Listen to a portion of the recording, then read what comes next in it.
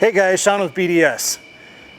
Do you ever want to take the first gen Liberty and a diesel one at that and make it the most badass, capable off-road vehicle ever? Neither did we. So here is Project KJ.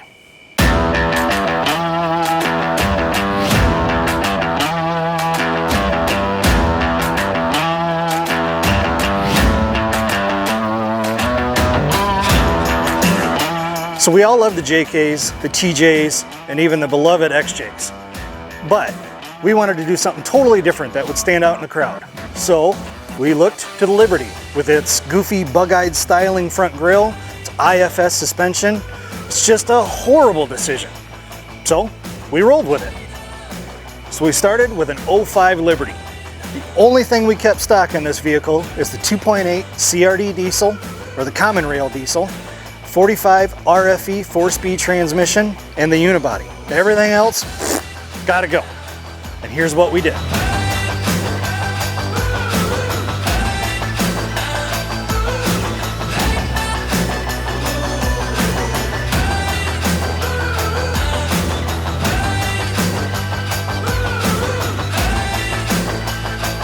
So you think that factory IFS was gonna handle the ultimate adventure for 2 years? No. So we ripped that all out. We put in JK Rubicon 44s, trussed and sleeved with 513 nitro gears and 30 spline axles. So up top we have our hand fabricated front bumper holding our competition spec Warn winch, our Factor 55 flat link, rigid lights, and as you see in here, our PSC reservoir for the hydraulic steering. And that's because we need to turn these massive 40, 13, 50, 17 Nitto trail grapplers. So as far as the suspension goes, we have 14-inch 2.5 remote resi coilovers, Fox hydraulic bumps, and limiting straps. Attached to the axle is a custom-made long arm suspension system.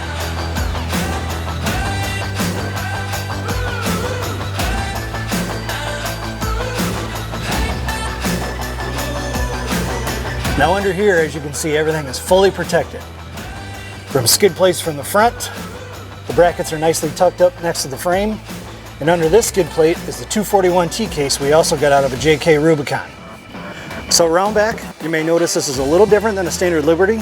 We busted out the saws, did some cutting, made room for the nice big spare tire, turned this into a tailgate, put the license plate up here away from damage because it does need to be roadworthy. Hand fabricated rear bumper, rigid lights, and underneath we have the Dana 44 rear axle out of the Rubicon that we stole the front axle and the T-case out of. Heavily trussed it, upper triangulated control arms, again 14-inch coilover, 2.5 remote resis, hydraulic bumps, keeps everything nice in line, nice and soft for the heavy-duty trails.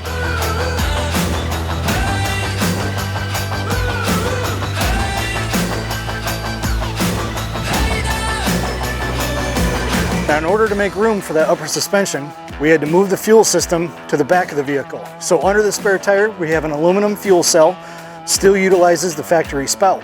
Now moving on to the interior. Now you may notice the extensive tube work inside this vehicle.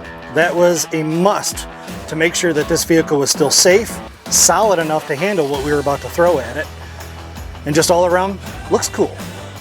As far as the interior goes, pretty much stock. Even the heated seats still work in the leather seats. We got the CB radio so we can stay in constant communication.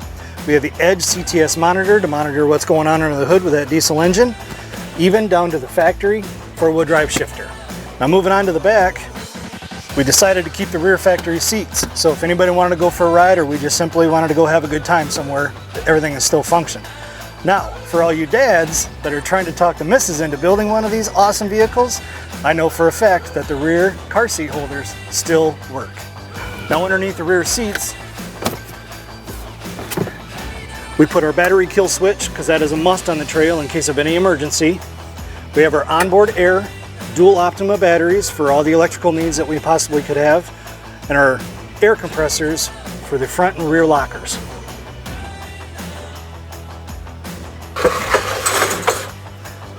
And not to mention, we made sunroofs cool. Now, as you can tell from the condition of this vehicle, probably had a little bit too much fun in it. But this has been from the West Coast to the East Coast, multiple shows, Easter Jeep Safari for multiple years, Ultimate Adventure twice, Suicide Hill on its first attempt. That's pretty badass.